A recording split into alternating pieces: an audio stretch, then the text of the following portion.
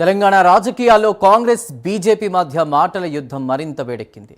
AICC Telangana incharge Meenakshi Natarajan nomination తిరస్కరణ అంశంపై TPCC chief Mahesh Kumar Goud తీవ్ర ఆగ్రహం వ్యక్తం చేశారు. దేశంలో రాజకీయాలు బిలో ది బెల్ట్కు దిగజారిపోయాయని విమర్శించిన ఆయన ప్రజాస్వామ్యంలో ఉన్నామా లేక నియంతృత్వ పాలనలో ఉన్నామో అన్నటువంటి అనుమానం కూడా కలుగుతోందన్నారు. మీనాక్షి నటరాజన్పై తెలంగాణలో ఎలాంటి కేసు లేదని, పసలేని అంశాన్ని ఆధారంగా చేసుకుని ఒక మహిళ నామినేషన్ను తిరస్కరించడం అన్యాయమని ఆరోపించారు.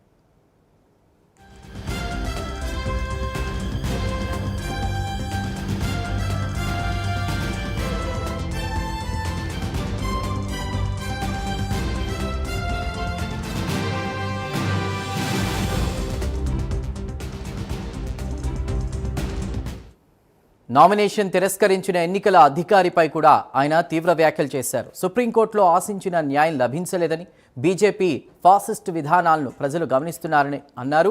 నామినేషన్ ఫారంలో కేసుల వివరాలు మాత్రమే పేర్కొనాలని ఉందని, నోటీసుల గురించి ప్రత్యేక కాలం లేదని స్పష్టం చేశారు. ఒకే సీటు కోసం బీజేపీ తిమ్మిని బొమ్మ చేస్తోందని ఆరోపించిన మహేష్ కుమార్ గౌడ్ ఈ మొత్తం వ్యవహారంలో మీనాక్షి నటరాజన్కు ఎలాంటి సంబంధం లేకపోయినా ఆమె నష్టపోయారని చెప్పారు.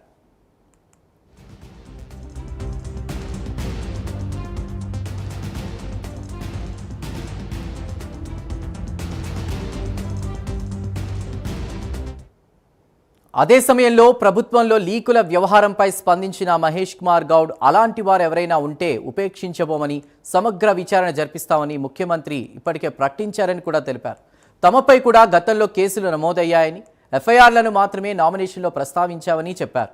సీఎం రేవంత్ రెడ్డి పాత్రపై బీజేపీ నేతలు కుట్రపూరితంగా తప్పుడు ప్రచారం చేస్తున్నారని మహేష్ కుమార్ గౌడ్ మండిపడ్డారు.